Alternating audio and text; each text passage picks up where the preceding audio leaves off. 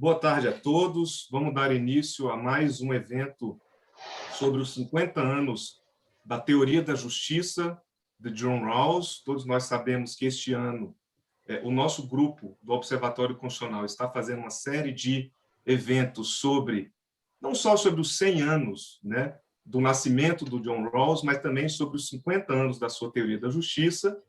E nós temos aqui hoje a ilustre presença do professor Roberto Gargarella. Nós sabemos que é um dos grandes especialistas sobre a teoria da justiça do John Rawls. Professor Gargarella é professor de Direito Constitucional da Universidade de Buenos Aires e professor de Filosofia Política e Teoria do Direito da Universidade Torquato de Tella. É também professor visitante, ou foi professor visitante de uma série de universidades norte-americanas, de Chicago, de Nova York, de Colômbia também. Professor Gargarella, nós conhecemos, inclusive, por fazer parte da Escola de Teoria do Direito e de Direito Constitucional argentina, né? Inclusive, foi um dos discípulos do Carlos Nino, né? Teve, né, aí todo o contato com o saudoso Carlos Nino. E, claro, é um dos grandes especialistas sobre a teoria da justiça do John Rawls. Escreveu essa obra sobre as teorias da justiça, né, que está também traduzida para o português. Né? Então, vamos ter aí, esperamos, uma tarde excelente de debate sobre a teoria da justiça com um dos seus grandes especialistas. Professor Gargarella, le doy la más cordial bienvenida a nuestro grupo. Es un gran honor tenerlo aquí hoy. Estamos muy felices, por lo que esperamos tener un gran debate hoy con usted. Usted tendrá unos 30 minutos, más o menos, para hacer su ponencia y luego pasaremos a los debates, las preguntas. Me gustaría registrar también la presencia de importantes profesores que están aquí con nosotros. El profesor Fabio Quintas, que es doctor y profesor del Instituto de Derecho Público. El profesor Marcelo Casseb, que es profesor de la Universidad de Pernambuco. El profesor Rodrigo Kaufmann, que también es profesor de Filosofía del Derecho aquí en Brasilia. Y otros profesores más que vamos hablando a lo largo de su ponencia de los debates. Entonces, será un gusto, ¿no?, tener una charla buena con usted sobre John Rawls, que todos sabemos es uno de nuestros maestros mayores del siglo XX. Entonces, profesor, te doy la palabra para que haga su ponencia. Muy bienvenido. Bueno, muito obrigado, muchas gracias, André. Lo primero que quiero hacer es agradecerte a ti y al grupo de estar aquí una tarde de conversación de un personaje, John Rawls, que para mí es muy querido y a quien admiré y admiro, y que creo que hay muchas razones para seguir admirando. Quiero pedir disculpas porque voy a hacer la presentación en español, pero por supuesto las preguntas que quieran hacer, por supuesto que la pueden hacer en portugués, obviamente, y yo voy a entender. Y alguna cosa más,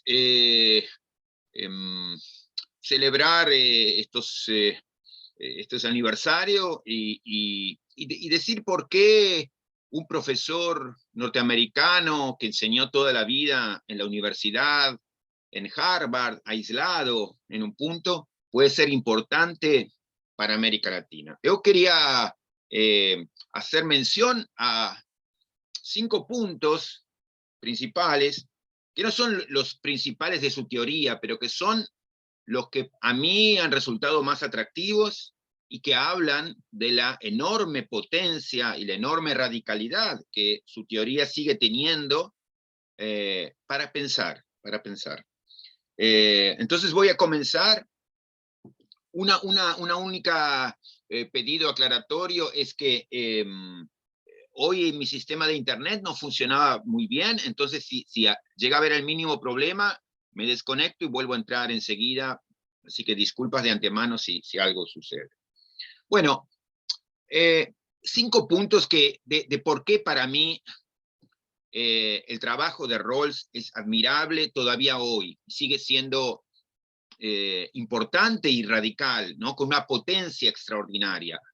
El primero mencionaría toda la intuición, que creo que es, acredito que es la intuición principal de la teoría de la justicia, que es la idea de la crítica, entre comillas, a la lotería de la naturaleza y la reflexión sobre lo que él habla como las arbitrariedades morales, ¿no? ¿Qué quiere decir Rawls con esto? Que insisto, creo que es el corazón, está ahí, el corazón de la teoría de la justicia.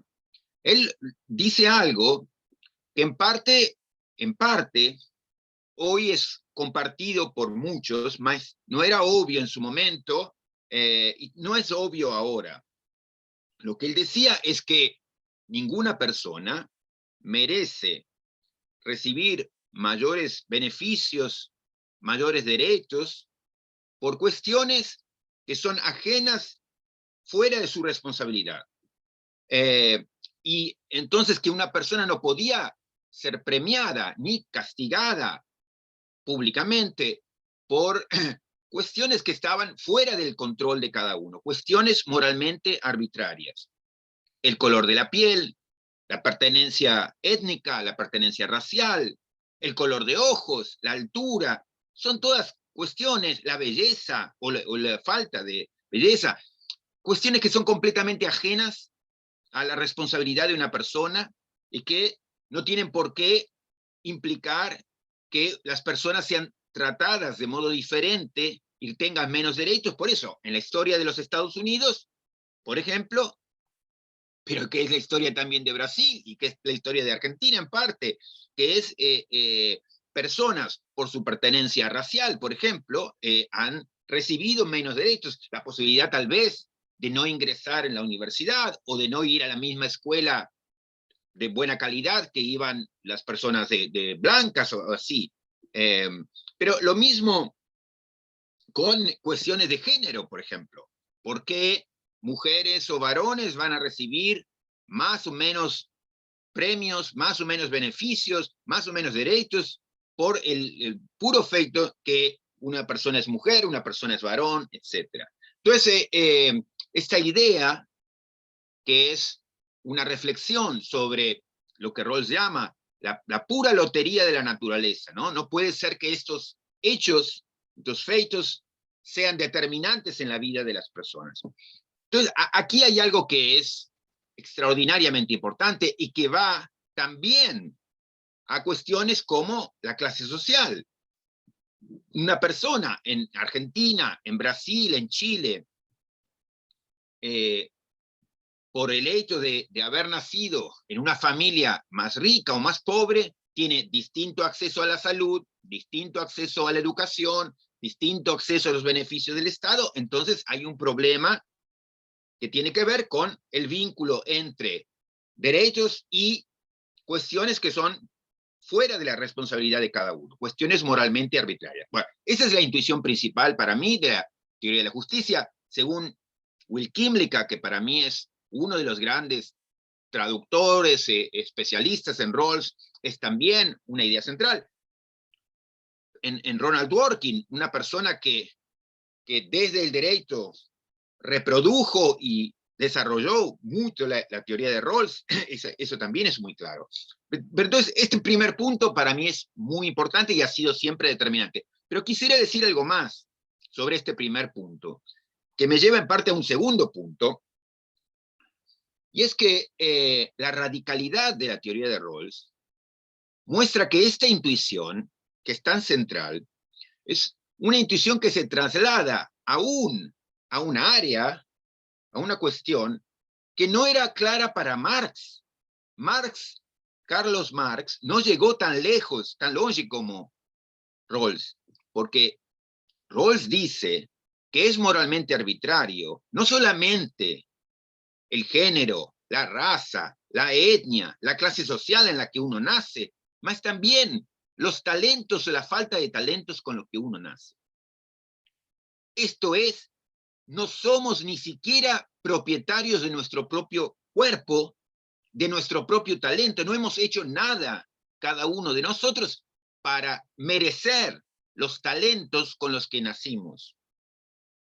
Y no tenemos entonces derecho de reclamar mayores beneficios, por ejemplo, porque uno es más inteligente, o porque uno corre más, o juega mejor al fútbol, o porque uno es más bonito, porque no tenemos ninguna razón para reclamar beneficios, un trato diferente, un trato mejor, como no hay ninguna razón para tratar a alguien peor por su falta de talentos. Esta idea es radical dentro de un pensamiento ya muy radical, y es una idea que Marx no compartía, no compartió. ¿Por qué? Porque decía lo contrario Marx. Para Marx, cuando Marx dice, por ejemplo, el capitalista le roba al trabajador lo que produjo, esto se basa en la idea de que el trabajador, el obrero, el operario, es dueño de su cuerpo y dueño de todo eso que produce él o ella con su cuerpo, con su fuerza de trabajo. Entonces, para Marx, uno, y esta es una idea que viene de Locke, uno es dueño de su cuerpo, dueño de su trabajo, y cuando uno mezcla, como decía Locke, el trabajo de uno que pertenece solamente a uno con lo que no pertenece a nadie, ella crea algo que es también propio. Bueno, esta idea de que soy propietario de mi cuerpo no es una idea de Rawls.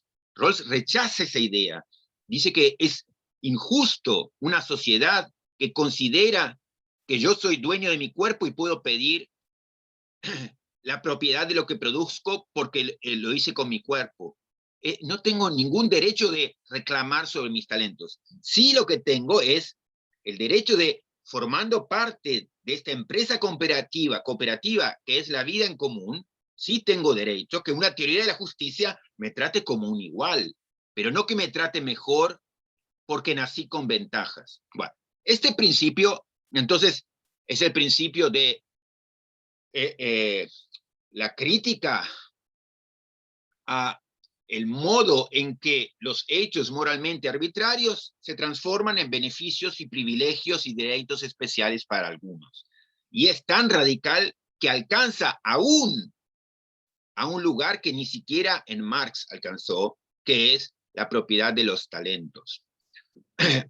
Sobre esto podemos conversar más tarde, más aquí había una primera idea que me parece muy importante.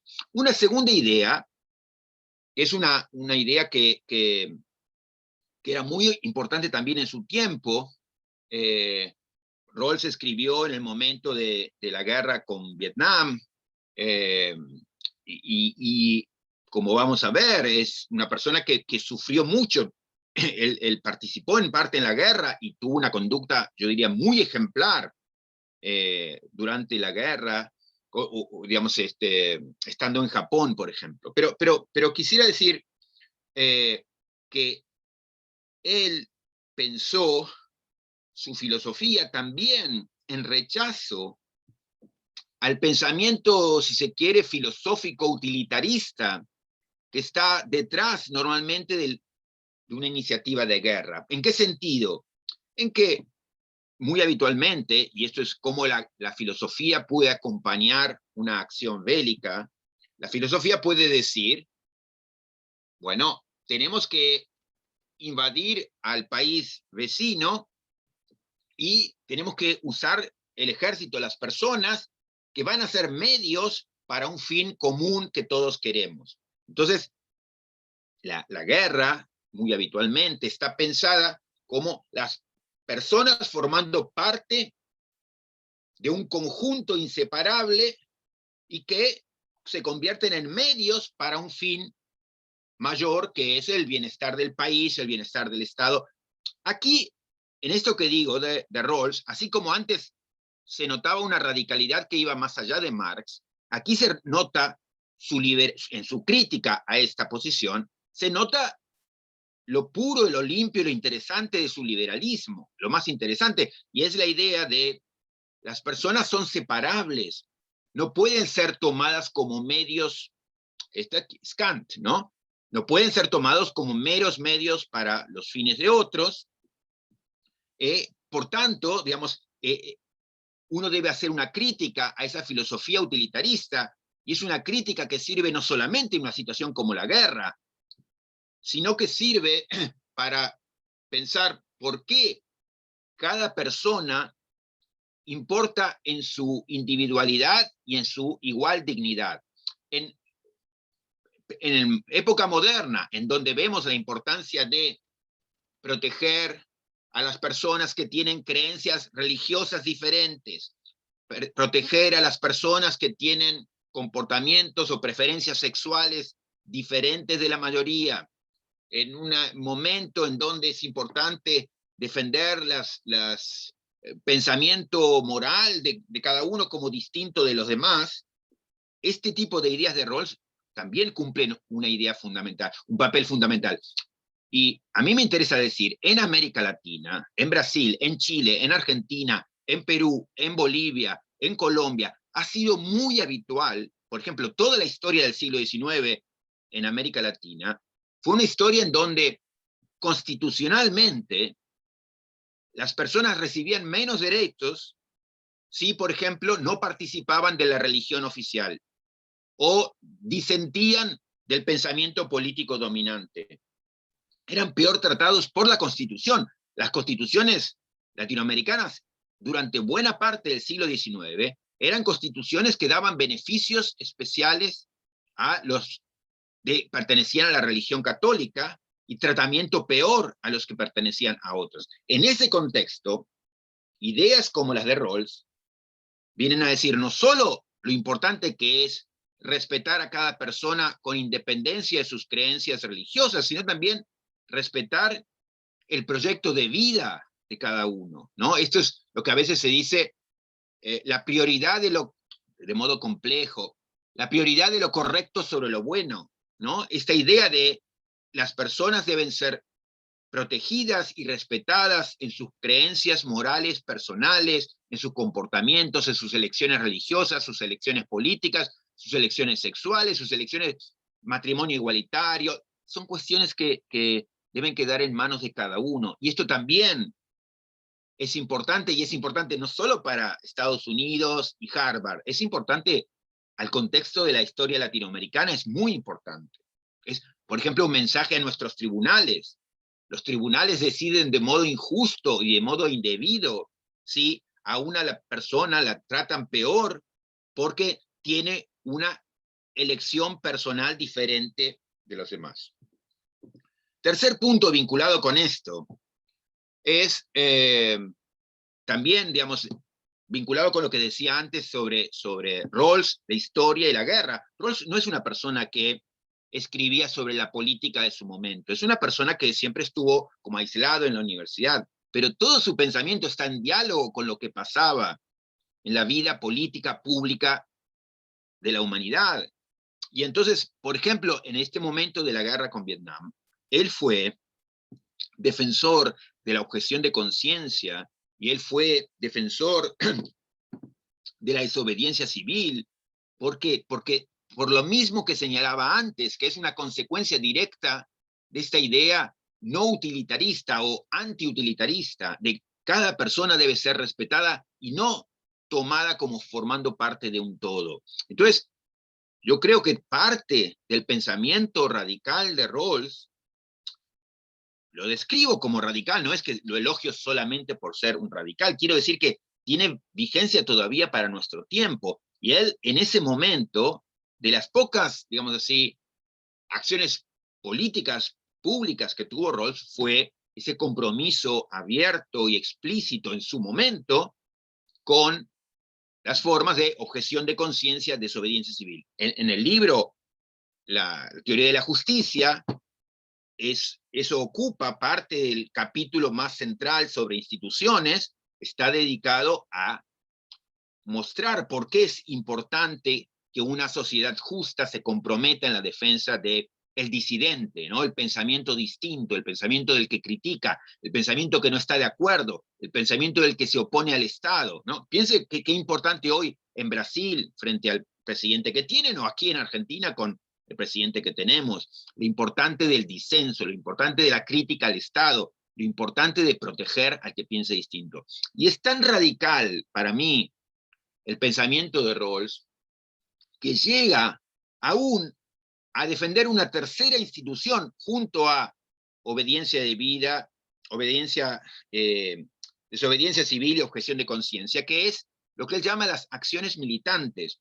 Él dice, sobre este tema no voy a tratar en este libro, pero no olviden que esto también es importante.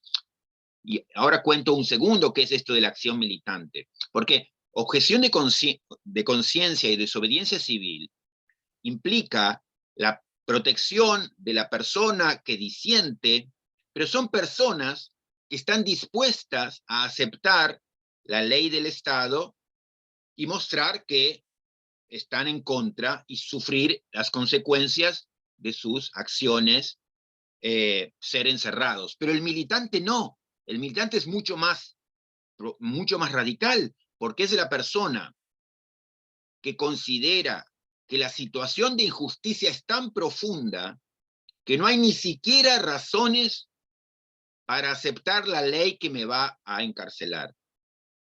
El objetor de conciencia del desobediente civil, como Gandhi o como Martin Luther King, pueden decir, aquí estoy, si me quieren me detienen. El militante radical no. Y Rawls dice, no nos olvidamos que en alguna de nuestras sociedades la situación puede ser tan extrema, la injusticia puede ser tan sistemática y tan profunda, que puede aparecer personas que van más allá del objetor de conciencia, el desobediente civil, y cometen acciones de violencia y desafían al Estado de modo mucho más profundo y se niegan a aceptar que el Estado les reproche. No, usted, Estado, es el que se equivoca. Rawls dice, aquí yo no voy a considerar esta situación, pero esta es una situación que forma parte del mismo panorama de individuos que se enfrentan con el Estado. Y creo que está perfectamente justificado en algunas condiciones que aquí no tengo espacio para considerar, pero creo que están en el mismo nivel. Esto de Rawls también, o sea, esto está escrito en los años 60, digamos, es de un nivel de coherencia, ¿no? Yo diría eso como el nivel de coherencia radical en Rawls. Yo estudiaba aquí en Argentina con Carlos Nino, y era una figura en Latinoamérica muy rawlsiano, y muy excepcional también por esto, que es uno de los rasgos para mí maravillosos de Rawls, que es Nino, por ejemplo, era una persona de impulsos liberales, pero como Rawls, era una persona que estaba dispuesto a seguir consistentemente ahí donde lo llevaba el razonamiento. Como Rawls aquí, digamos, Rawls está hablando de una idea que lo lleva a una posición muy extrema, muy radical, y dice, sí, se puede justificar. Él puede ser un liberal, como lo era Nino, pero es una persona que sobre todo es alguien que piensa y sigue lo que su pensamiento, su razonamiento le lleva a decir. No es que primero toma una decisión y luego ve cómo lo justifico. No, tiene un modelo de pensamiento, lo que Rawls hablaba como el equilibrio reflexivo, y luego va hasta las consecuencias últimas de ese que su pensamiento le lleva. Un cuarto punto que me parece importantísimo y muy radical de Rawls es su proyecto económico. Y esto es interesante porque mucha gente, yo creo que sin leer a Rawls y a veces con mala fe, acusan a Rawls, yo creo que a mí me enoja muchísimo cuando leo esto, dicen de Rawls, no, Rawls es un norteamericano que quiere justificar un capitalismo moderado, o es un socialdemócrata. Rawls es mucho más radical que eso. Dedicó un libro, de los poquísimos libros que escribió, que es Justicia como Equidad, Justice as, digamos, Justicia como Equidad en castellano, Justice as Fairness, y casi un tercio del libro está dedicado a responder a esta crítica que dice Rawls es un moderado económicamente que quiere una sociedad capitalista más justa. En Justice as Fairness, Rawls muestra que su pensamiento, otra vez, es consistente, y él cree que en sociedades capitalistas como las que conocemos, Estados Unidos entre ellas, son sociedades que reproducen la desigualdad porque hay un sistema de lo que serían lo que él llama las background conditions, como las condiciones de fondo que se van reproduciendo y que van reproduciendo la desigualdad. Entonces, un día pueden, tal vez, con un gobierno más progresista, hacer una distribución un poco más justa, pero mañana, pasado mañana, ya volvió la injusticia. ¿Por qué? Porque las background conditions están allí presentes y no se remedian. Y entonces, eso para mí ya estaba muy claro, la radicalidad de su pensamiento económico en la teoría de la justicia, en donde, y este es el punto que quería hacer, el cuarto punto, en donde Rawls dice, hay solo dos modelos económicos que, según pienso, son consistentes con la teoría de la justicia que aquí he defendido. No es ni el capitalismo, ni la socialdemocracia, ni el comunismo. Dice, no, dos modelos.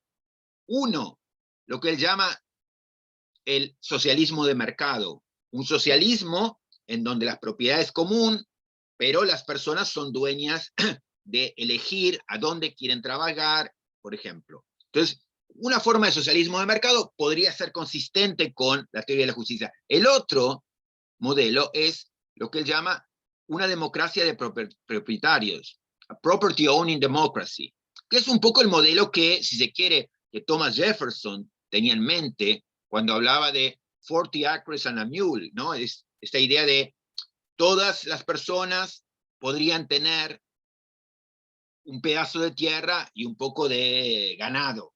En ese imaginario que en el 1700, fines del siglo XVIII, algunos norteamericanos desarrollaron, Thomas Paine, Franklin, Thomas Jefferson. Ese pensamiento igualitario sigue en Rawls, y él dice, bueno, esa idea de una democracia de propietarios también sería consistente.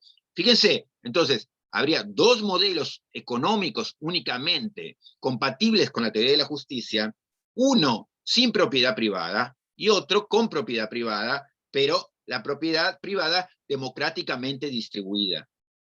Interesante también, ¿no? Y una refutación que, insisto, ya estaba presente en la teoría de la justicia contra quienes han dicho luego, no, Rawls es un moderado socialdemócrata. No, es un pensador consistente y muy radical. El último punto que quería hacer tiene que ver con rasgos personales de Rawls que se traducen también en el modo que piensa. Y esto es también de las cosas que siempre me han atraído y que me han enamorado de Rawls, que tiene que ver con esa consistencia de pensamiento, con esa modestia y con ese modo de pensar las críticas.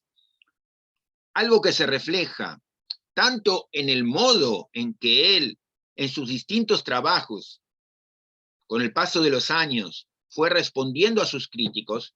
Aquí también hay algo excepcional de Rawls. Rawls trabajó toda su vida, básicamente 70 años de vida académica, con una idea que fue persiguiendo y puliendo, como el escultor que golpea la roca hasta hacer la obra perfecta, toda la vida pegando la misma roca.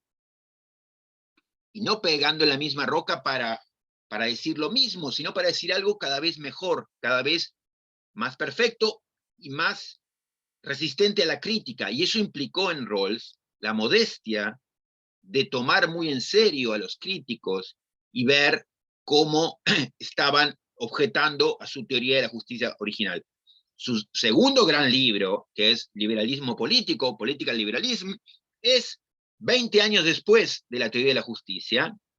La teoría de la justicia es un libro que nace luego de 20 años de su primer artículo en la materia. O sea que 20 años para escribir teoría de la justicia y 20 años después sigue perfeccionando su modelo. Entonces, ese modo de pensar modesto, abierto a la crítica, consistente, y quisiera decir algo más, y con eso voy terminando. A mí me encanta, me fascina de Rawls en particular, el modo en que él lee a quienes piensan distinto que él, ¿no? Entonces, hay, a ver si lo tengo aquí. Segundo, aquí está.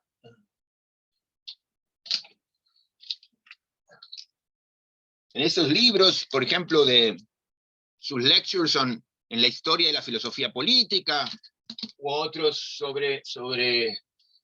en sus collected papers, pero es fascinante, ¿no? Porque estas son como las clases que Rawls escribía antes de dictarlas, y que luego sus alumnos, sus estudiantes, pulieron, y él lo corrigió, pero son los apuntes de las clases que daba Rawls a sus estudiantes en Harvard. Y ahí el libro comienza con un prefacio de Rawls, que a mí me parece muy maravilloso, y Rawls da un poco las claves de lectura, de cómo él lee a otros autores, ¿no? Porque en este libro él trabaja sobre Marx, sobre Hobbes, sobre Rousseau, sobre John Stuart Mill, sobre Hume, y él dice un par de cosas que me parecen extraordinarias. Lo primero, dice, nunca criticamos bien a un autor hasta no poner a ese autor en su mejor versión. O sea, hay que tomar de cada uno la mejor versión. Yo voy a criticar a alguien, no lo critico bien hasta que no lo construyo en la mejor versión imaginable. Esta es una lección fabulosa para muchos de nosotros, que vemos que permanentemente se critica o criticamos a alguien haciendo un espantapájaros, no sé cómo se dice en Brasil, espantapájaro, ¿cómo se dice? Un cartoon, un hombre de paja. Claro, entonces primero construimos la peor versión y después criticamos. Entonces dice, no criticamos bien hasta que no construimos la mejor versión. Y después, también dice Rawls, dice, cuando yo leo a gente tan inteligente como Hume, como Bentham, como Mill, y encuentro un error, en vez de poner a escribir, mire, el tonto de John Stuart Mill, la tontería que dice, Rawls dice, no, yo me tengo que estar equivocando, debo estar leyendo mal. Entonces, no paro de leer hasta que encuentro el lugar en donde el autor me refuta, porque seguro que esa persona que es tan inteligente ya pensó la objeción que alguien como yo le está haciendo. Entonces, en vez de apuradamente salir a escribir lo que el otro se equivocó, no, a ver, paro, me detengo y voy a buscar hasta que lo encuentre dónde es que me responde ese autor, la crítica que yo le estoy tratando de hacer. Y un último comentario de este mismo libro, también muy hermoso. A mí me encanta el modo en que él comenta, presenta y critica a todos los autores, pero muy en particular me interesaba cómo él describe a Marx, porque en muchos sentidos Rawls es un liberal igualitario no marxista, pero que también siempre pensó en estos autores críticamente, y es muy hermoso cómo Rawls piensa a Marx, ¿no? Entonces él dice algo así como pensar el modo en que esta persona, Marx, desarrolló su teoría en esas condiciones en las que él vivió y escribió, las cosas que él dijo, el modo en que llegó a pensar, dice, es casi un milagro, dice, no es milagroso, es como espectacular. Esa fascinación que él tiene aún frente a Marx, por ejemplo, que piensa tan distinto de él. Entonces, esto, digamos, me interesaba en esta breve presentación decir algunos puntos de su teoría que yo creo que están en el corazón de su pensamiento o que ilustran la radicalidad de ese pensamiento, la vigencia, el valor que tiene el pensamiento de Rawls para hoy, para pensar sobre el disidente, sobre quien vive de un modo muy distinto de nosotros, ¿no? ¿Cuánto podría aprender Fernández o Bolsonaro de lo que él dice sobre las personas que quieren vivir su propio proyecto de vida de modo diferente, de cómo tienen que actuar los tribunales, o de cómo pensar la economía, o cómo pensar, digamos, la justicia, cuál es la intuición fundamental de la igualdad, ¿no? Y también eso, la actitud de él como intelectual. Entonces, esto, para mí, digamos, de lo mucho que me gusta el personaje y lo mucho que quisiera decir de él, estas son como notas que hacen que me identifique y que admire, ¿no? Y que tenga cariño por ese personaje, al que, digamos, siempre vuelvo con enorme alegría y con emoción, ¿no? Porque esto no es para mí el profesor de Harvard aislado del mundo, sino una persona convencido, comprometido, humano, preocupado, interesado en vivir en una sociedad más justa. Bueno, hasta aquí llego. Gracias. Muchas gracias, profesor. Bueno, esto es muy importante decir. Además de un buen filósofo de la política y del derecho, John Rawls fue también una buena persona, ¿sí? Un ejemplo. Entonces creo que todo esto es muy importante. Este libro, Lectures on the History of Political Philosophy, está muy interesante y yo he puesto aquí para los alumnos el link para acceso a este libro, que está muy bien, ¿sí? Está muy bueno. Bueno, profesor, mientras hablabas, yo estaba aquí con el libro, el más nuevo de Sandel. Sí. ¿Sí? ¿Sabes? La tiranía del mérito. Y bueno, me ocurrió una pregunta, porque en este libro Sandel recupera el segundo principio de justicia de Rawls, el principio de la diferencia, la idea de que todo talento es arbitrario, el talento de uno es algo arbitrario, tiene que ver con lo que tú decías ahora. Sí. Entonces, me gustaría saber si usted tiene también una crítica a la meritocracia, como hace Sandel aquí, especialmente en nuestras sociedades latinoamericanas que están marcadas por el hecho de la desigualdad fuerte. ¿Sí? Entonces, esta crítica de la meritocracia que hizo Sandel en su libro y utilizó a Hayek también, el liberalismo de Hayek y el liberalismo de Rawls, para hacer una crítica muy fuerte a la meritocracia en nuestras sociedades.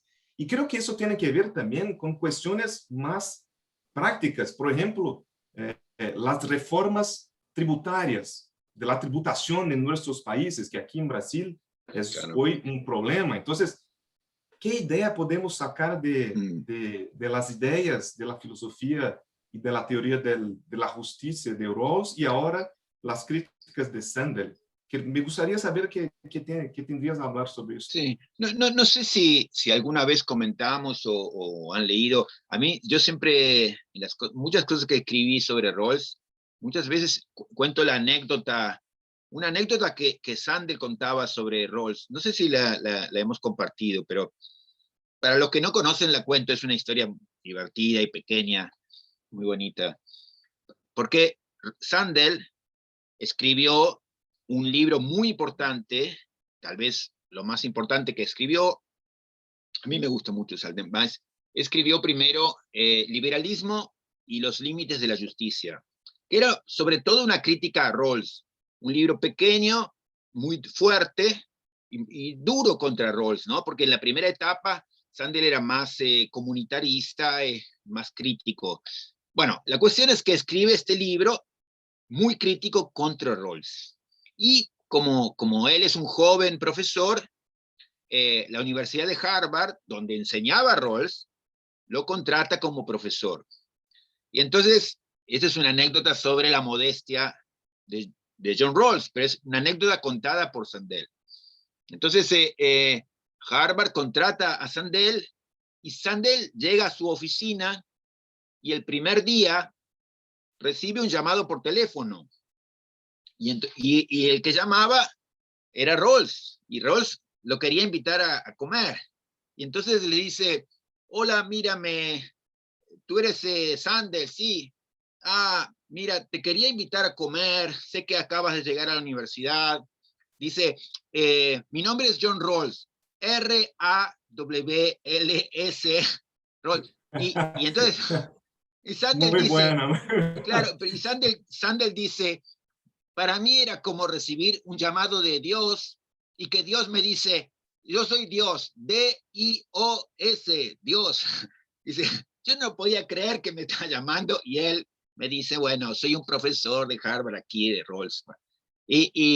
No, y entonces, para ir a la cuestión del mérito, sí, digamos, la teoría de la justicia de Rawls es muy fuerte contra la meritocracia, y en un punto hace una crítica también, que no la mencioné, pero la tenía aquí en el cuaderno, que quería mencionar si tenía más tiempo, a la idea de igualdad de oportunidades, porque él habla, Rawls, de una idea, Exactamente eso, claro, exactamente, sí. de una idea fuerte de igualdad de oportunidades, que no se termina cuando se levantan las barreras y se ponen a todos en la misma lugar de largada, ¿no? Están en inglés se dice las starting gate theory, que es como las teorías que dicen, vamos a tener una sociedad justa cuando todos podamos estar en el mismo punto de largada. Y Rawls dice, no, no hay punto de largada común, entre otras cosas, porque no basta con terminar con la prohibición de que la mujer acceda a ciertos trabajos, o terminar con la prohibición de que los afroamericanos entren en la universidad. Porque esas personas primero tienen una historia, y su familia tiene una historia atrás que los ha puesto en una situación de subordinación, y que hace que tengan una formación, una educación mucho peor, y hace también esto que es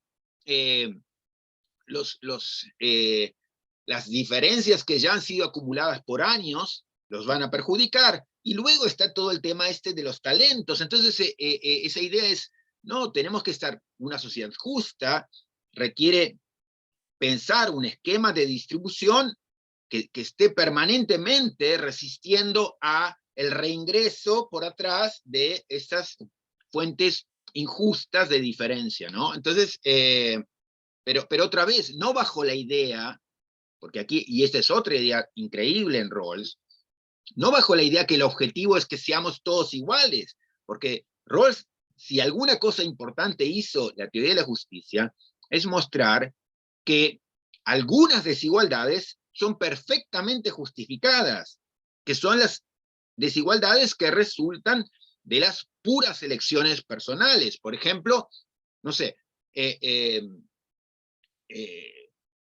los dos estamos en situación similar, más yo quiero consumir todo lo que tengo en mi juventud, porque quiero tener una juventud muy intensa, y tú quieres tener una vejez muy tranquila, entonces lo conservas. Bueno, eso genera desigualdades, pero son desigualdades justificadas. Entonces, Rawls, en nombre de la igualdad, pero no la igualdad de todos tenemos que ser idénticos, no, porque como habíamos hablado, todos tenemos el derecho de elegir planes de vida distintos. Entonces, hay una idea de igualdad de oportunidades mucho más robusta, mucho más sofisticada y mucho más interesante, que no acepta y critica a las ideas tradicionales, los enfoques tradicionales sobre igualdad de oportunidades. Entonces, esto es otro campo extraordinario y riquísimo, digamos, para ingresar al pensamiento de Rawls, ¿no?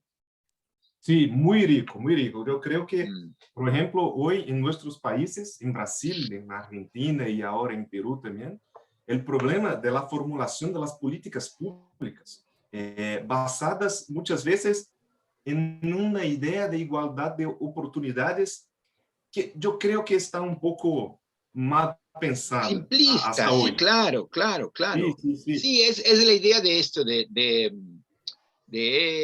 bueno, que todos puedan ir a la escuela, que sí, bueno, pero mira, para las personas que vienen de backgrounds, digamos, de injusticia, en donde han estado allí por cuestiones ajenas a su responsabilidad, tú estás incorporando y naturalizando, tomando como naturales cosas que son injustas, ¿no? Y esto también es vinculado a la idea rawlsiana de lotería de la naturaleza, que es eh, yo no puedo protestar contra Dios y la naturaleza porque ocurrieron ciertas cosas, pero sí tengo todo el derecho de criticar al Estado si injusticias naturales son convertidas, son procesadas como si fueran injusticias, se van a convertir en injusticias estatales. Entonces, yo contra la naturaleza no puedo hacer nada, pero sí tengo que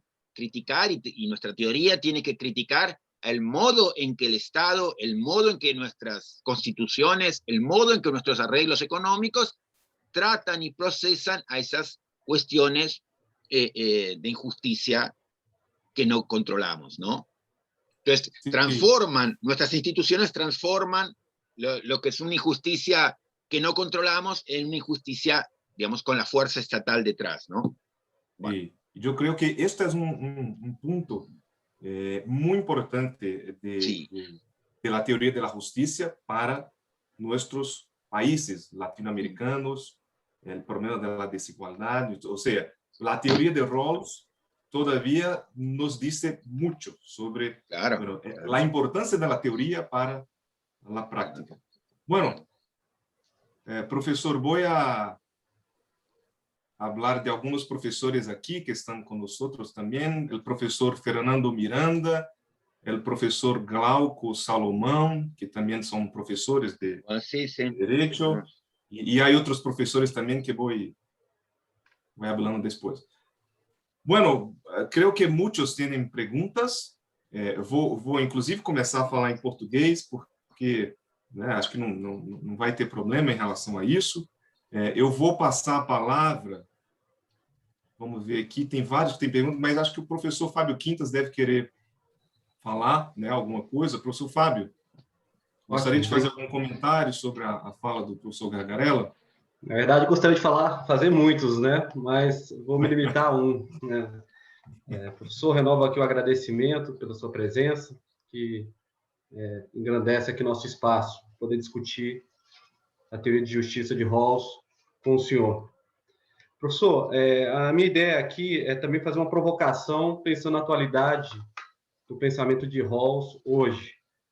E quando nós falamos dessa proposta de Rawls de ter uma teoria da justiça numa sociedade democrática, eu acredito que a primeira dimensão que nós sempre temos é pensar uma teoria da justiça regulando a relação do indivíduo perante o Estado, ou então, pelo menos, a relação dos indivíduos no espaço público.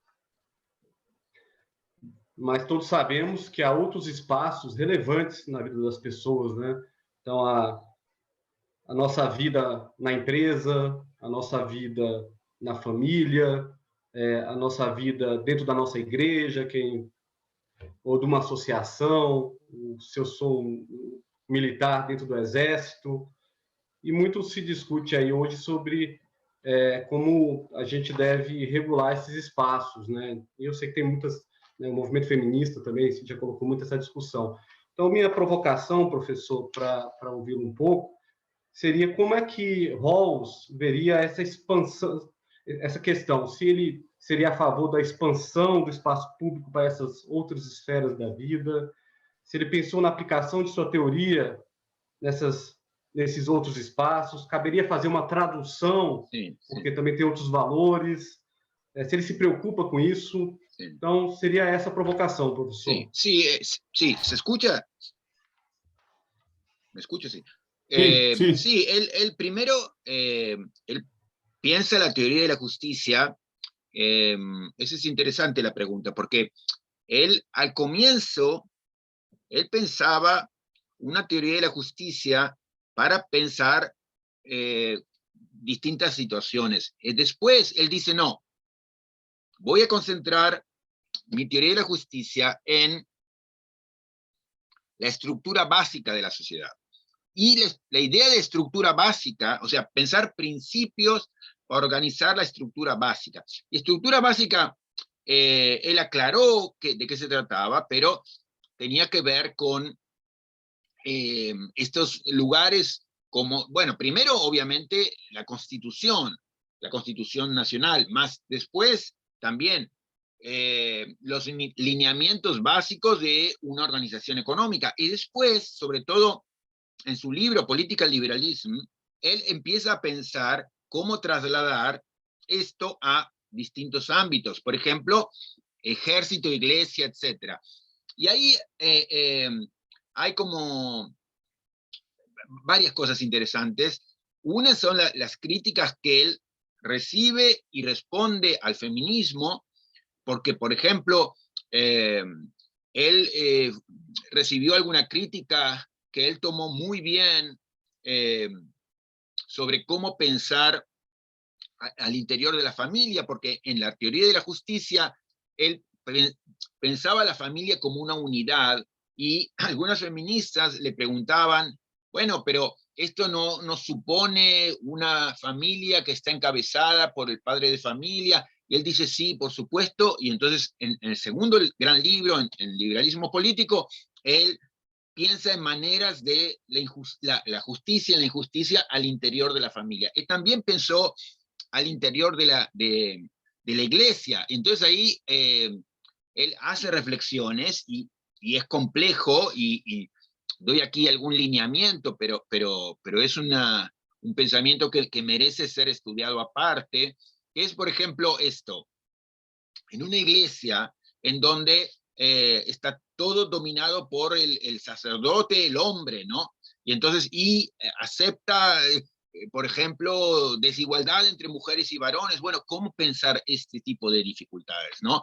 Pero entonces, para responder a tu pregunta, sí, él entendió que aun cuando la teoría de la justicia no viene a resolver cada problema, pero sí es una teoría de la justicia para pensar el interior de instituciones, y entonces, por supuesto que quiere hablar sobre ejército, sobre iglesia, sobre familia, etc. Y ahí él ha avanzado mucho. Yo creo que, digamos, en materia de familia, él termina sosteniendo cosas muy en línea con lo que el feminismo liberal ha estado sosteniendo, pero yo creo que donde hay más, a él le preocupaba y le angustiaba más, tiene que ver con el tema de la religión, porque así como, si yo tuviera que decir, la teoría de la justicia, hay un hecho político o una serie de hechos políticos que lo explican, aun cuando casi no habla de ellas,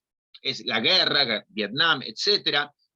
Liberalismo político está bajo otro contexto, que es el fanatismo religioso en Estados Unidos. Entonces, él tiene mucha reflexión sobre eso, y es un gran dilema para él, aunque avanza mucho, sobre cómo pensar en situaciones en donde disentimos con algunas personas radicalmente por nuestras ideas religiosas, y vemos injusticias al interior de instituciones que llevan adelante prácticas religiosas que nosotros no compartimos. Entonces, eso nos plantea problemas. Pero sí, digamos, la respuesta corta a tu pregunta es sí, la teoría de la justicia vino a hablar sobre estas instituciones. Luego, sobre todo en Political Liberalism, ingresó al interior de alguno de estos casos y hizo reflexiones, en particular sobre la cuestión religiosa, y yo diría, hizo avances e hizo preguntas que también tienen mucho sentido, de cómo al mismo tiempo en sociedades marcadas por lo que él llamó the fact of pluralism, digamos, tenemos que aceptar que va a haber gente siempre que tiene ideas muy distintas de las nuestras, pero que es tan razonable y humana como nosotros, y al mismo tiempo hay algunos principios de justicia que necesitamos que aún en ese campo de la diferencia sea respetado, ¿no? Con las dificultades que eso tiene. Pero bueno, sí, es una pregunta muy pertinente y que Rawls ha buscado responder. Bien. Obrigado, professor. Fábio, Obrigado a você. ok? Bom, eu quero registrar aqui também a presença do professor de Direito Constitucional Valdir Macieira, que nos escuta também. Tá? Bien. Bom, eu vou passar a palavra agora, acho que o professor Rodrigo Kaufmann também quer fazer uma pergunta. Rodrigo, pode ser? Pode ser. Boa noite, professor Gagarella. Um grande Olá. prazer, uma grande honra para a nossa turma aqui de pesquisadores, a sua presença. Eu gostaria de fazer uma pergunta, vamos dizer assim, dividida em duas questões. E também eu acho que deve ter aqui na minha pergunta um certo tom provocativo também. Professor, no seu livro, da Sala de Máquinas, o senhor traça uma história, né, do constitucionalismo latino-americano e assim nos parece que fica bastante claro que existe, ao longo essa história pode ser contada também como uma história de demandas por uma maior integração, por uma superação de um constitucionalismo elitista, excludente, enfim, que traz também problemas estruturais do ponto de vista da igualdade, né? E de fato nós temos essa história contada com muita precisão pela nossa história constitucional. Eu me refiro inclusive à questão brasileira, né? A história brasileira, a história constitucional brasileira também pode ser claramente definida dessa maneira, né? E aqui eu puxo um pouco do Rawls, né? Eu tenho uma visão pragmatista, vamos dizer assim, da visão da teoria do Rawls, mas entendo que há alguns pontos que nos parece que eram muito importantes para a sua formulação. Uma delas é de que o princípio da liberdade sempre tinha prioridade em relação à igualdade, ou seja, a liberdade regulada por uma ideia de igualdade, e dificilmente o contrário, nunca o contrário, a igualdade pensada dentro desse esquema, o professor André até bem colocou aí, com base nos princípios da diferença e da oportunidade justa, né? Então, a primeira questão que eu coloco, professor, é essa. Sobre essa perspectiva, eu sei que isso aqui é uma certa simplificação, né? Mas sobre essa perspectiva, se o senhor entende que o Rawls, vamos dizer assim, ou estaria superado ou teria pouco a contribuir para os desafios que o constitucionalismo latino-americano vai enfrentar nos próximos anos. E a segunda questão, que talvez seja tentando apelar para a presença do senhor aqui no nosso grupo, uma pergunta mais concreta é o seguinte: o Brasil, em 2018, fez uma escolha do ponto de vista eleitoral. É sempre difícil explicar, né, decisões eleitorais numa população, mas eu acho que eu não erraria em dizer que o Brasil fez uma escolha do ponto de vista dessa dicotomia com uma visão mais preocupada com a liberdade do que com a igualdade. Não que se excluísse a igualdade, mas mais talvez focada na liberdade, até por conta, talvez, aí, de algum tipo de exaustão da ideia de igualdade que nós tivemos nos últimos anos, por questões concretas. A pergunta que eu faria ao senhor é o seguinte: o senhor entende, se isso estiver verdade, se isso for verdade, o senhor entende que, usando a expressão do Rawls, a estrutura básica da sociedade no Brasil tem se distanciado para fins da adoção de reformas constitucionais mais inclusivas e, portanto, mais que, vamos dizer assim, deem mais ressonância aos desafios também constitucionais que nós temos à nossa frente? Eu não sei se eu me fiz claro, eu agradeço. Sí, Rodrigo. No, la única cosa es, las dos preguntas tienen que ver con algo que me gustaría precisar, que es cómo piensa Rawls la relación entre libertad e igualdad. Primero que yo creo que en él bueno, él es un liberal igualitario, diría por definición, las dos ideas son centrales. La idea de prioridad de libertad, yo creo que, mira, lo podemos pensar de este modo, que es, si quieres, el ejemplo a lo mejor de Cuba, que es, si tú me das un esquema que me garantiza cierto bienestar a las personas, económico mínimo, a costo de libertades de crítica, libertad de, como lo que estábamos hablando antes, libertad de desafío, libertad de resistencia, desobediencia civil.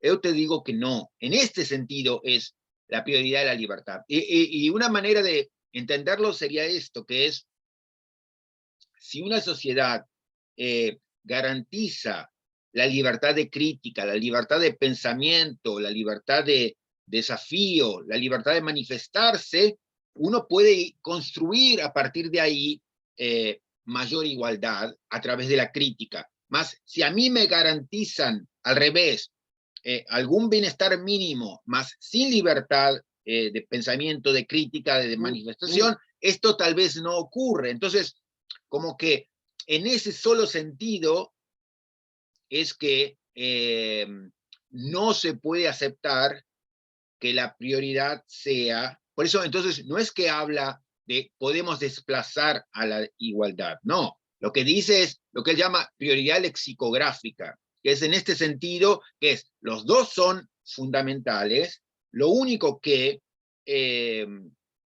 no es aceptable que me den libertades económicas sin libertades políticas. ¿Por qué? Porque tienen prioridad absoluta en el sentido de que de ahí puede florecer todo, pero no al revés. Entonces, yo diría, es la prioridad que da a la libertad, es una prioridad súper calificada en situaciones muy limitadas y en condiciones particulares, pero que no significa que, me puedo olvidar por un rato de la igualdad mientras tenga libertad. No, ambos valores, o sea, todo Rawls, la misma idea que comentábamos antes, la idea de la separabilidad de las personas, la idea de el proyecto personal de cada uno, todo eso lo que quiere decir es cada uno, ¿por qué importa? Porque cada uno es igual en su dignidad moral. Entonces, en ese sentido, estoy defendiendo la libertad, estoy defendiendo al mismo tiempo la igualdad. Entonces,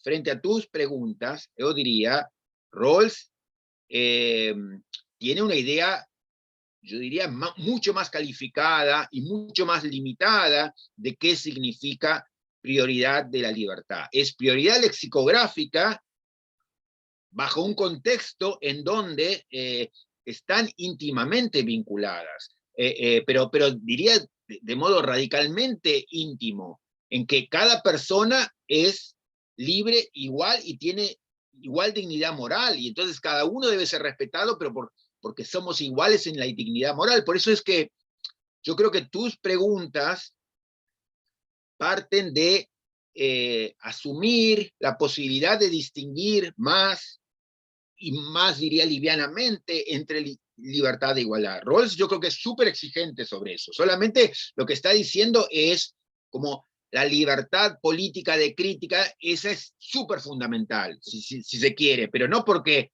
bueno, podemos olvidarnos por 10 años de la igualdad, porque no, es simplemente, digamos, una cuestión de no podemos aceptar nunca un esquema, no sé, estalinista, ¿no? Que me dicen, vamos al desarrollo económico sacrificando libertades. No, eso es siempre inaceptable.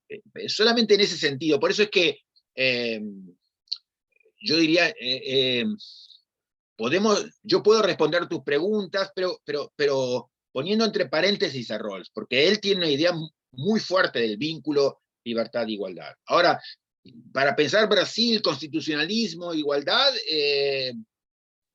yo diría que por supuesto que necesita un desarrollo político, legal y constitucional más comprometido directamente con la igualdad, pero esto es completamente rawlsiano, diría yo, ¿no? Sí. Obrigado, professor. Eu acho que o professor Marcelo Casseb tem perguntas, né? Marcelo, quer fazer alguma consideração? Professor André, demais colegas, professores, em especial o professor Roberto Gargarella, quero dizer da imensa alegria de estar aqui podendo participar desta reunião com o senhor, professor, que, sem dúvida alguma, é uma referência importante para muitos de nós estudiosos aí do direito constitucional. Me lembro que lá atrás, quando fui começar a estudar em maior profundidade teoria da Constituição, controle de constitucionalidade, seus textos, o livro sobre o Poder Judicial e o caráter contramajoritário foram uma referência automática e abriu toda uma nova dimensão de uma perspectiva muito crítica em relação a como a gente viria abordar esse tema, especialmente aqui no Brasil, em que, por muito tempo, pelo menos na literatura que tive acesso, o controle sempre foi algo muito naturalizado em nossa prática política e constitucional. Ainda, me lembrando aqui do livro há pouco, lembrado pelo amigo e professor Rodrigo, né, a história do constitucionalismo latino-americano, que foi uma referência importante para mim já num outro momento, e também de um texto recente que o professor e amigo André compartilhou de sua autoria, em que o senhor mencionava talvez um certo desconforto que alguns de seus colegas da universidade sempre lhe opunham em relação ao porquê discutir um autor tão distante, encastelado numa sala de um gabinete de uma universidade em Harvard, quando a nossa realidade era tão diversa. Então, juntando um pouco essas referências e na linha da provocação também, eu lhe pergunto até que ponto, né, o Rawls ele ainda pode ser pensado como uma referência importante, dados os desafios que a gente ainda está enfrentando aqui em nossa realidade, especialmente brasileira, em que, por vezes, as instituições, como o próprio Supremo Tribunal Federal, né, o órgão de cúpula aqui do Poder Judiciário, talvez não esteja à altura do desafio de ser um espaço da razão pública na discussão das questões políticas fundamentais.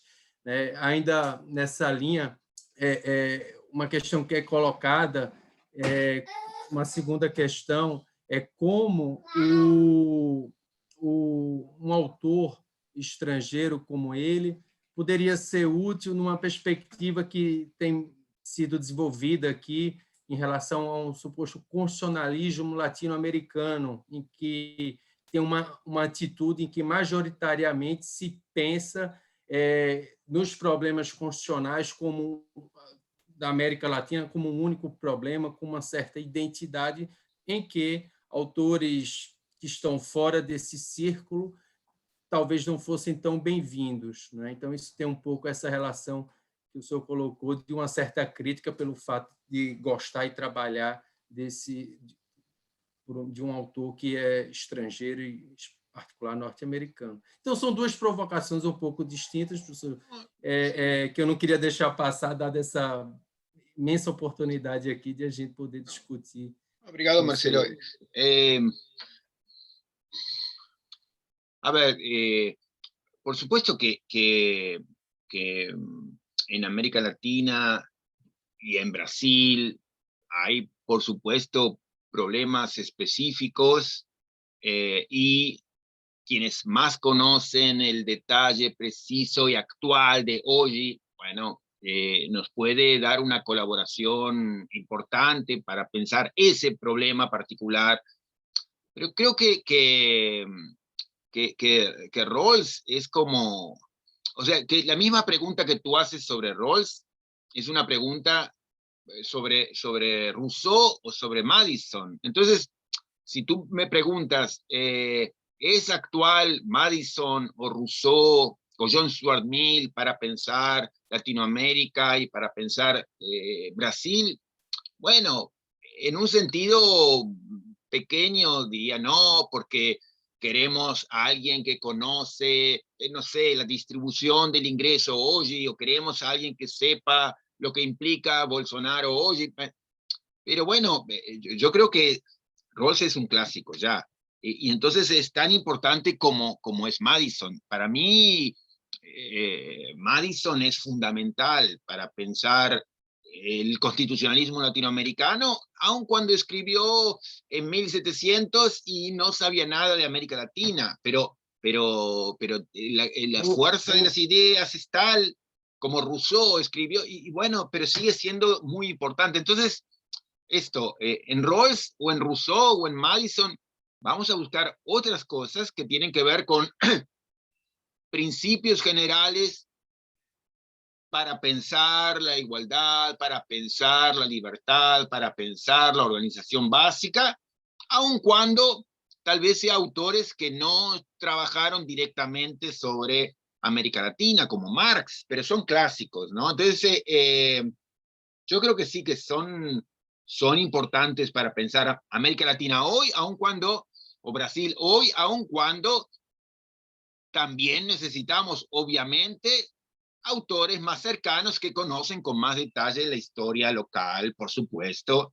Pero esto, estamos frente a un clásico, ¿no? Y él trasciende a la historia, trasciende a su tiempo, ¿no? Entonces...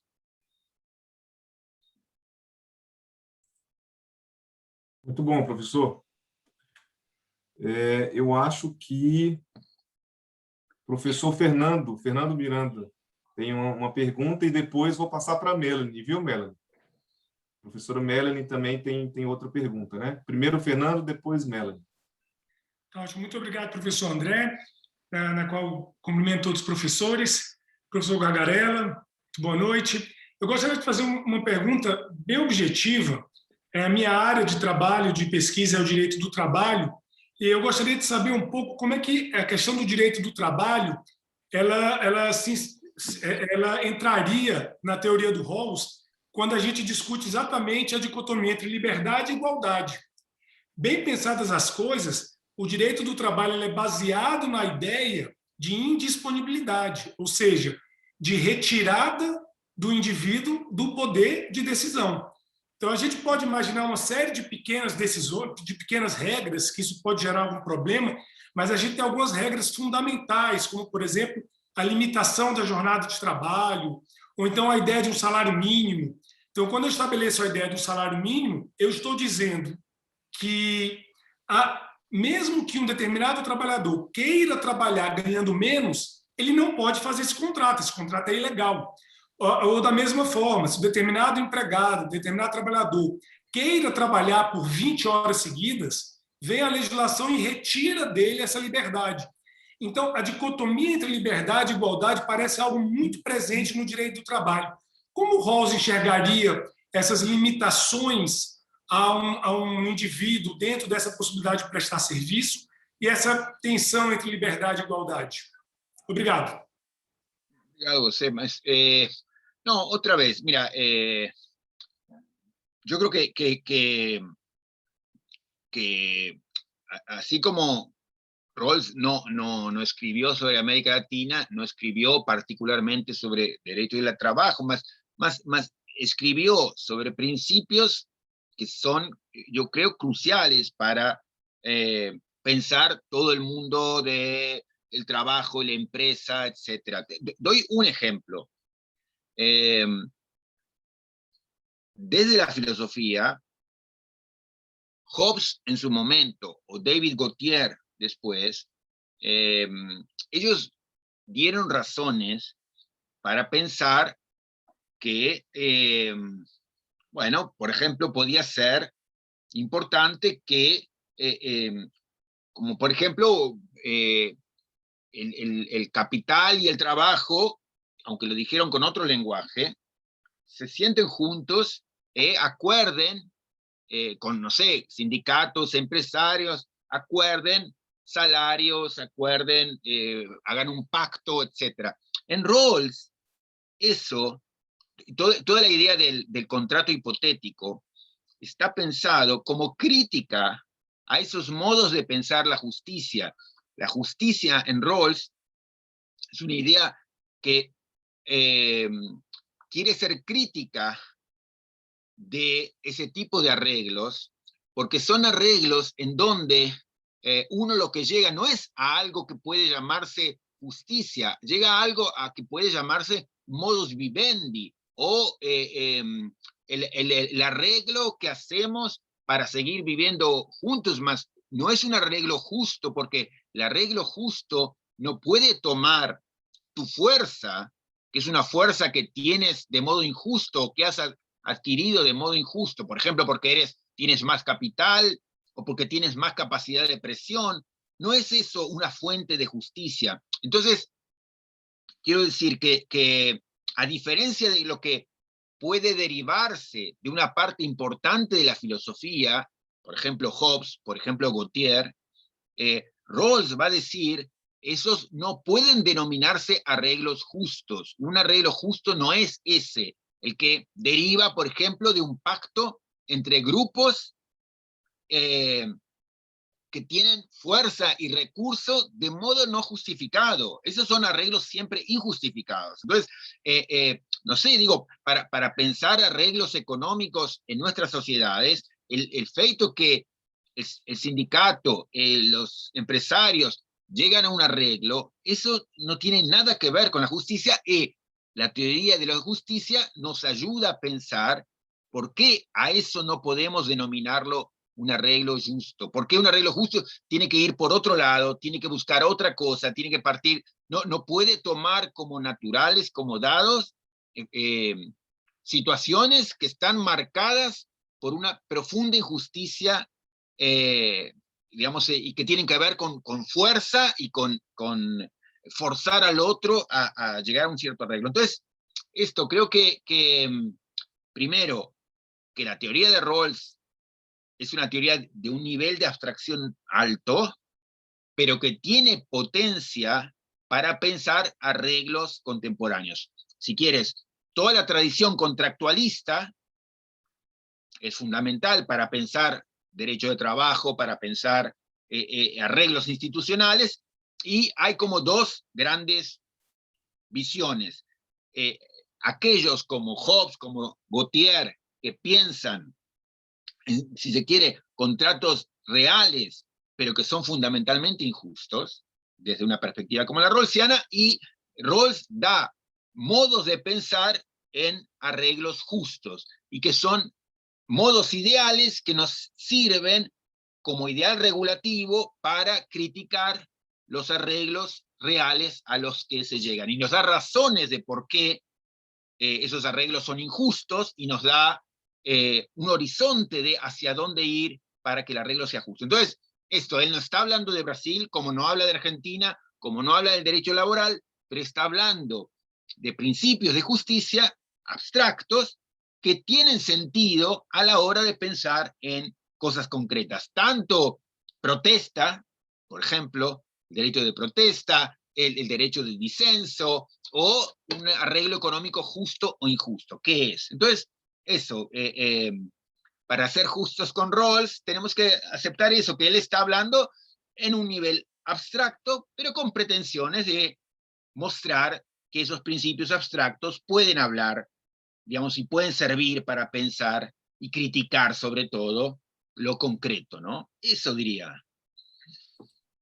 Obrigado, professor. Vou passar a palavra a Melanie. Pode ser, Melanie? Você está sem som ainda. Pode sim. Hola, profesor.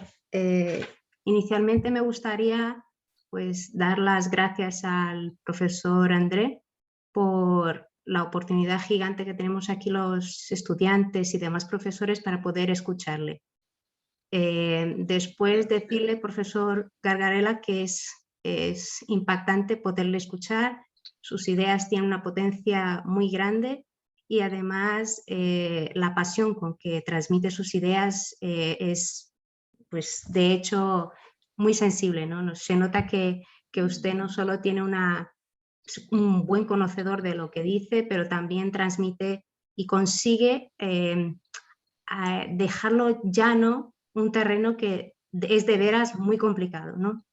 Dicho eso, y bueno, me gustaría pues, que usted nos hablara un poco sobre la cuestión del populismo y su conexión o su no conexión con las razones públicas, ¿no? Es un momento sensible que también estamos viviendo aquí en Brasil y en muchos otros países de Latinoamérica, y la verdad, Rawls no habla no habla mucho, no ha hablado sobre populismo.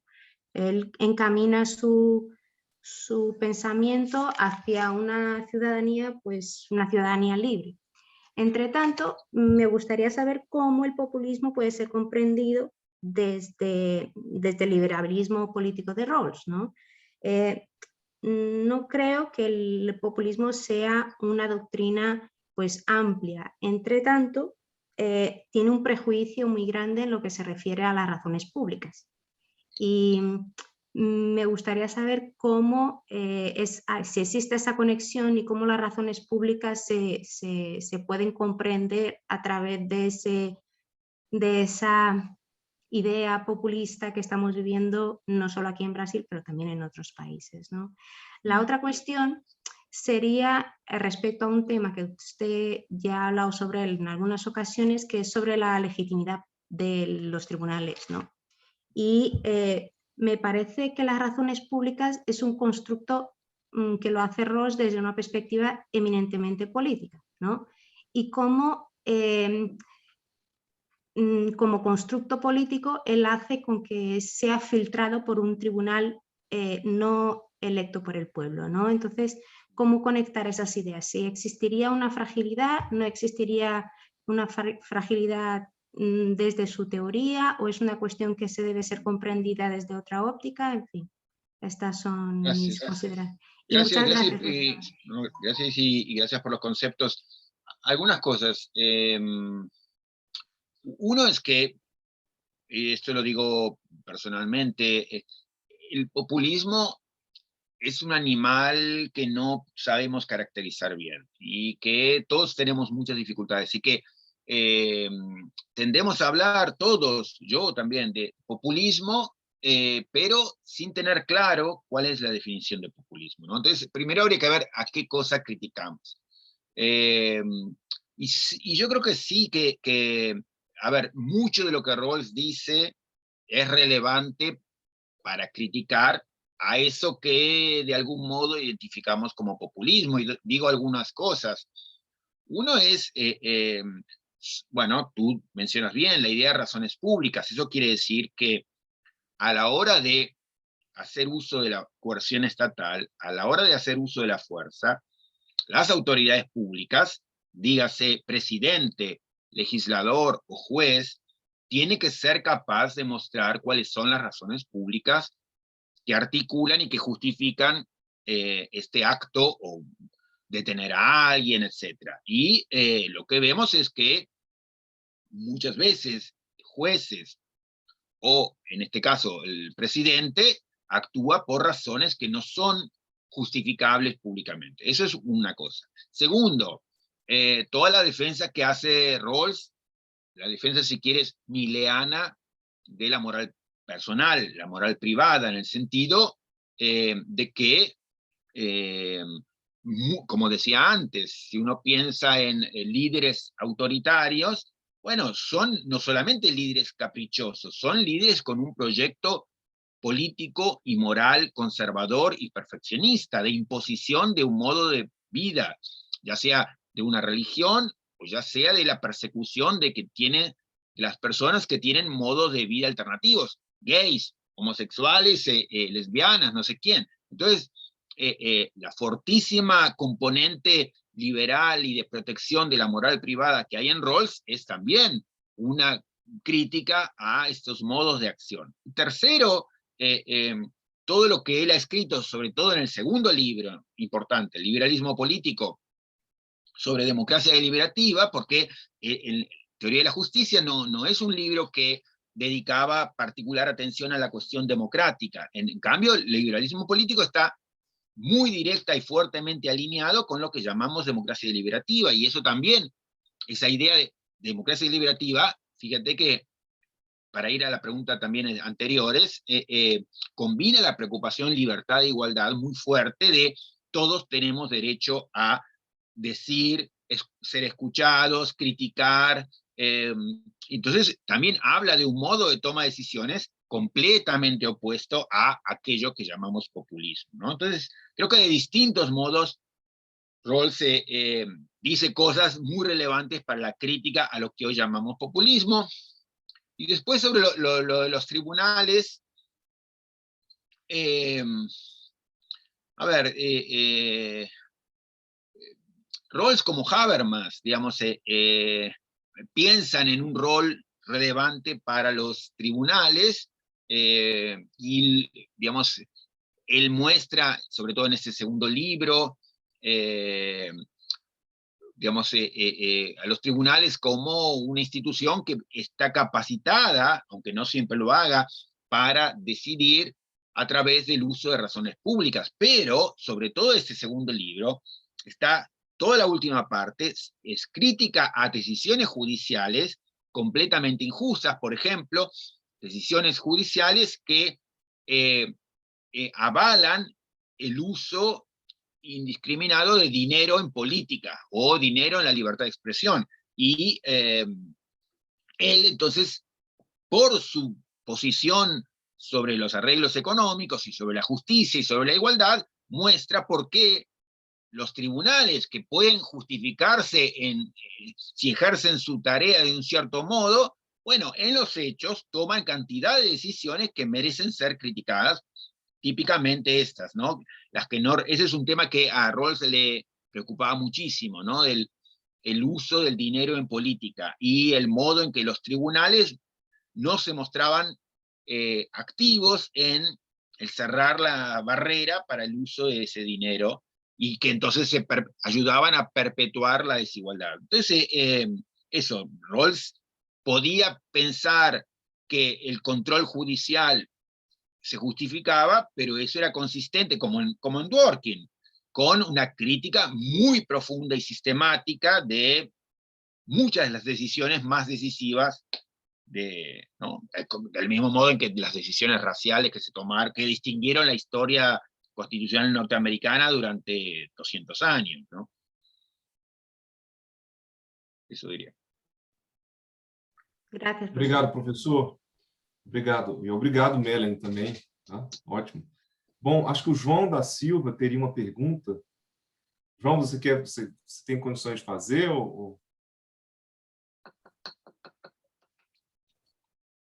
Acho que ele está falando aqui que está sem microfone. Acho que não vai ter como fazer. Bom, vou passar a palavra ao professor Fábio Quintas. Acho que tinha mais uma consideração a fazer. Eu já aviso que nós estamos também chegando ao nosso limite de tempo, né? Então, depois da palavra do professor Fábio Quintas, nós vamos encaminhar para o encerramento. Tá bom, professor Fábio? Obrigado, professor André, pela oportunidade aí de fazer mais uma provocação. Eu acho que está um pouco até conectado com o que a Melanie colocou, professor. Eu acho que foi muito oportuno o senhor ter colocado que o plano de trabalho do Rawls é, sobretudo, bem abstrato, mas não deixa de, quando a gente vai lendo, pelo menos essa é a minha impressão, e eu não sou muito da teoria do direito e da filosofia, mas sou mais do processo, de notar que acaba havendo, aparentemente, a necessidade de conduzir as questões tão relevantes que ele trata da teoria da justiça para os tribunais. Então, realmente, o pensamento do Rawls, ele nos conduz a pensar uma judicialização da política, a realmente